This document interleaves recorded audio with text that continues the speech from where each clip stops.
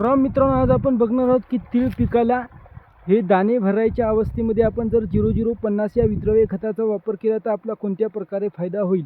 तर मित्रांनो, तीळ हे एक तेलबियाचाच प्रकार आहे मित्रांनो, आणि तेलबियाला भरण्यासाठी पोट्याची फार आवश्यकता असते। तर मित्रांनो, 0050 मध्ये आपल्याला पर्याप्त मात्रेमध्ये पोटॅश मिळते आणि मित्रांनो, ते आपण जर फवारणीद्वारे याचा वापर केला तर आपल्या तिळाला ते लवकर लागू होते आणि आपला तीळ एकसारखे दाणे, टपोरे आणि चमकदार व कलरबाज तीळ होईल मित्रांनो, व वजनात सुद्धा वाढ येईल, जेणेकरून आपलं उत्पादन वाढेल मित्रांनो।